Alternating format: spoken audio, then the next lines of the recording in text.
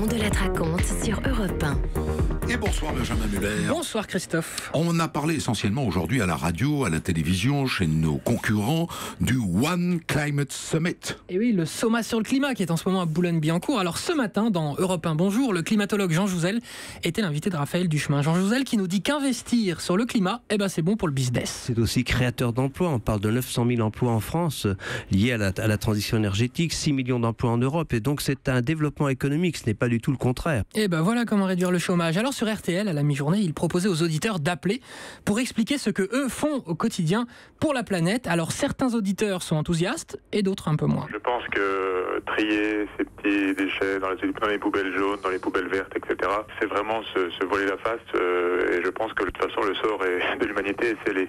Oh là là, en gros lui il nous dit de toute façon on est foutu, alors je m'en tape, je fais pas le tri. C'est un peu ça, hein, monsieur. Je pense que l'homme n'est pas prêt à renoncer à son mode de vie. Partant de là, il n'y a pas grand chose à faire. Heureusement que tout le monde. Non mais ça c'est intéressant à entendre quand même. Ouais, c'est bien l'optimisme aussi de temps en temps. Tiens, vous voulez un optimiste, une optimiste, ouais. Marion Cotillard tout à l'heure sur la chaîne France Info. Effectivement, on peut se répandre en excuses, mais on peut aussi être là et s'unir, toutes générations confondues, présentes, essayer de changer les choses.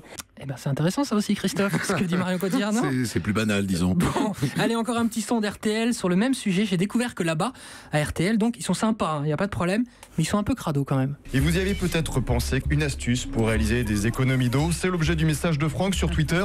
J'urine toujours dans le lavabo. À méditer cet après-midi. Je vous avais dit que c'était crado. Hein. C'est pas de ça chez nous. Passons à la politique, avec les suites de l'élection de Laurent Wauquiez à la tête des Républicains. Laurent Wauquiez qui était hier soir sur TF1. Moi, je vais œuvrer pour le rassemblement. Tendre la main à tous ceux qui, de bonne foi, veulent travailler. Alors, Wauquiez qui veut rassembler, mais étrangement, les éditorialistes y croient moyen. Christophe Barbier, BFM TV. Wauquiez le rassembleur, c'est fini avant même de commencer. Oh, pourquoi il dit ça ? Regardez Xavier Bertrand sur France 2, par exemple, il a tout de suite soutenu Wauquiez, non ? J'ai décidé de quitter définitivement les Républicains.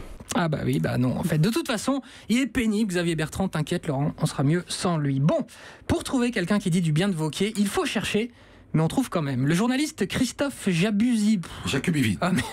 Merci beaucoup Fab. C'est sur LCI, lui il est carrément tombé amoureux. Laurent Wauquiez n'est pas celui qui veut paraître. Il a un habit, c'est un directeur marketing Laurent Wauquiez. Il s'adresse à un marché, à une part de marché. Il a vu où la part de marché était à droite. Il est en train d'essayer de la séduire, de la conquérir. C'est un magicien. Mais oui, c'est le chef du service politique de TF1. Voilà, qui a un nom imprononçable. Donc lui nous dit que Wauquiez est un magicien, bien sûr. Honnêtement, ça me fait un peu sourire. Même Laurent, ça le fait marrer. Alors, qui sont les vrais fans de Laurent Wauquiez, les militants qui y croient dur comme fer ? L'émission Quotidien en a rencontré après un meeting. C'est très sympa, surtout quand il parle des fichiers S. Les étrangers qui sont S, de les foutre en l'air, de les retour au pays. Retour au pays, dès qu'ils font un truc, c'est retour au pays. Très bien, madame, mais les Français qui sont fichiers S, on en fait quoi du coup ? Peu importe, parce qu'ils sont pas français, ils sont arabes, ils détestent la France. On peut être arabe et français, madame ? Non. D'accord. Bonne soirée à vous, madame. Bon, vous n'avez pas un truc plus léger ? Si, bien sûr. Attendez, je regarde. Vous voulez quoi ? Quelque chose de plus frais, ça vous irait ? Ouais. Alors, ok. Petite anecdote entendue ce matin sur Skyrock, hyper frais. Là, c'était au repas de Noël l'année dernière. Des gens ont invité des amis et vient le moment de manger la bûche. Bûche achetée au supermarché. La dame va dans son congélateur, ouvre le carton de la bûche et là, surprise, ce n'est pas la bûche qu'il trouve, mais des serviettes hygiéniques usagées. Mais non. Voilà. Ne me remerciez pas. Vraiment frais, oui. C'est cadeau. Bon, à part ça, Christophe, je sais que votre grande passion dans la vie, ce n'est pas la fraîcheur, c'est l'horoscope.